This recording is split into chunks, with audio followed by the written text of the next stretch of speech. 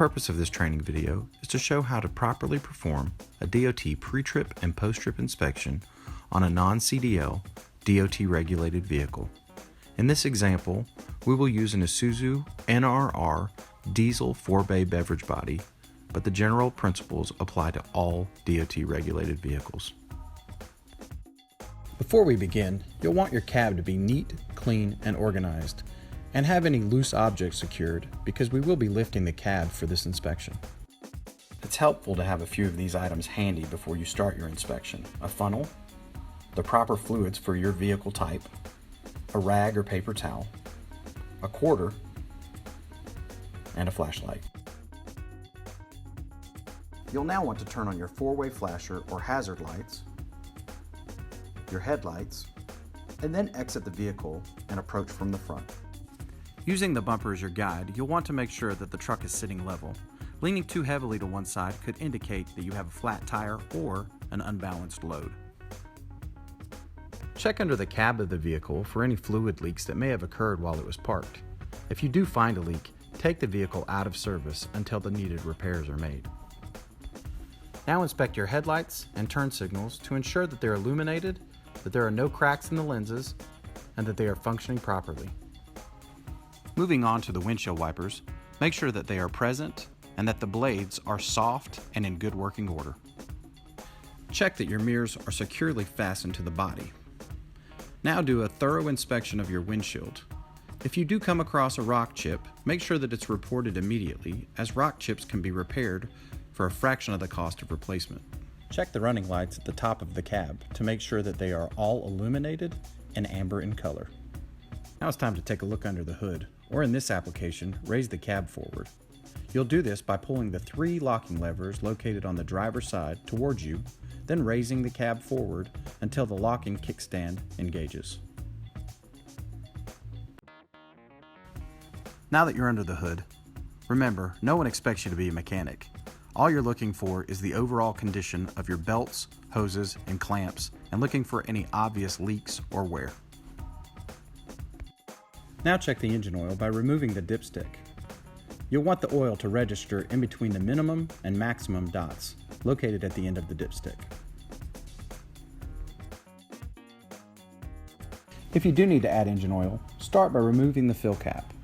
Using a funnel, you'll want to add small amounts of oil, only about a half a quart at a time. Then check and recheck the dipstick. Repeat this until full. When you're finished, clean up any spills that may have happened, and don't forget to replace the fill cap. The Isuzu N Series also has a feature where you can check engine oil levels from the cab by pressing this button located on the dash. If a red light is displayed, this would indicate that you have low oil levels and you will need to add. If a green light is displayed, you have full oil levels. You'll also want to check your transmission fluid. The dipstick is located on the driver's side near the beverage body. If a low fill or burnt fluid is found, please report this on your inspection so that a mechanic can follow up. Next, you'll want to check all of your fluid reservoirs, starting with your power steering to make sure that it's in between the minimum and the maximum, along with your brake fluid and your coolant. Next, check that your shock absorbers are firmly attached and there are no leaks. Then, do a visual inspection of the frame and leaf springs for any cracks. While the cab is still tilted forward, this is a good time to inspect the overall condition of the steer tires. You'll first want to check for proper inflation, and that there are no bulges in the sidewall and that the sidewall makes no contact with the road. You'll also look for smooth spots, uneven wear, punctures, or if any metal cord is showing. You'll also want to check that there's a sufficient amount of tread depth. If a tire is ever found to be in unsafe condition, you will need to take the vehicle out of service until the repairs are made. One easy way to tell that a tire has a sufficient amount of tread is by performing the coin test. By inserting a quarter head down into the groove of the tire, you shouldn't be able to see the top of George Washington's head. If you can, the tire is worn out and it's time to replace.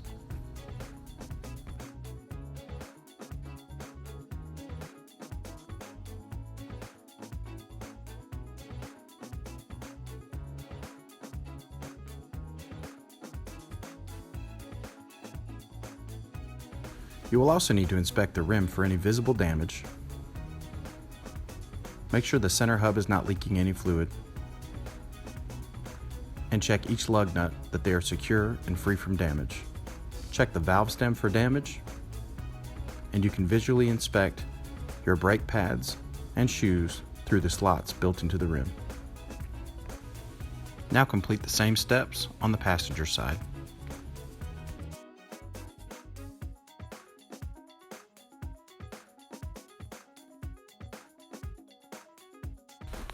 Now that you have completed the inspection of the engine bay, you can release the safety lock of the kickstand and slowly lower the cab.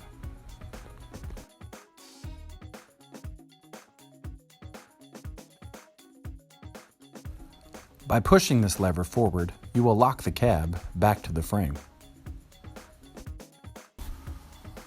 Working along the driver's side of the vehicle, you'll want to inspect that your windows, doors, and latches are all functioning properly. Then do a thorough inspection of the body for any damage and ensure that all doors open and close freely and that the straps are in good condition.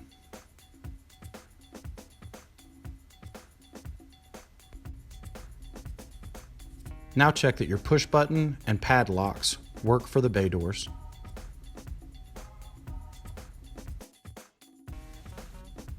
Any employee that drives an Isuzu N-Series 4 must complete the training video of how to properly regen the diesel exhaust system. Failure to do so can result in engine damage. Newer model diesel vehicles require a fuel additive called DEF, or diesel exhaust fluid. By opening this hatch on the driver's side, you can gain access to the DEF holding reservoir and gauge. Make sure that it's in between the minimum and the maximum. Never mix DEF and diesel fuel together. Only fill the DEF reservoir. Also note that running out of diesel exhaust fluid will cause extensive damage to the engine systems.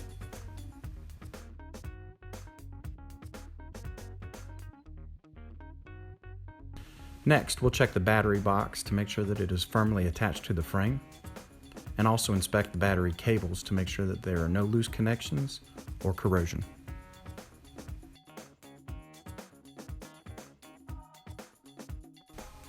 By shining a flashlight in between the box and the frame and looking towards the rear tires, you can gain visibility of the inside rear for damage or wear. Next, check the side step for any damage and ensure that it is securely fastened to the body. Now complete a thorough inspection of the rear tires, rims, and lug nuts, in the same fashion as you did the steer tires.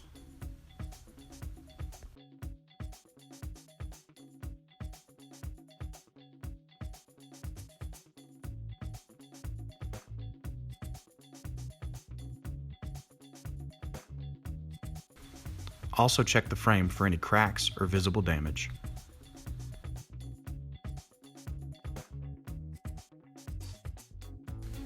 Make sure that the mud flaps are present, in good condition, and securely fastened to the body. With assistance from a coworker, move to the rear of the vehicle and make sure that all running lights, four-way flashers, brakes, and reverse lights are illuminated, functioning properly, and have no visible damage.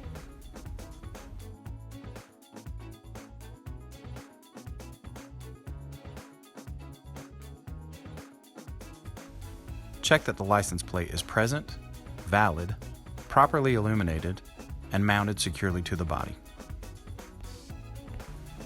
Also make sure that your hand truck locks and latches are in good working order and that the bumper is firmly mounted to the frame. Now complete the same inspection process on the passenger side. A thorough inspection should only take a few minutes.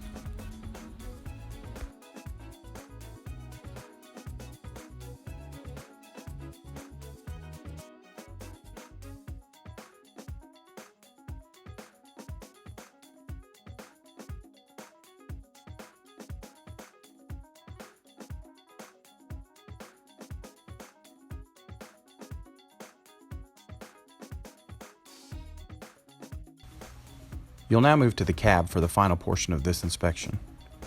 With the vehicle running, You want to ensure that there are no warning indicator lights displayed and that all the gauges are functioning properly. Make sure that your stereo is in working order, along with the heat and air conditioning. Do a quick check of your horn. Run the gear shifter through just to make sure that there's no binding.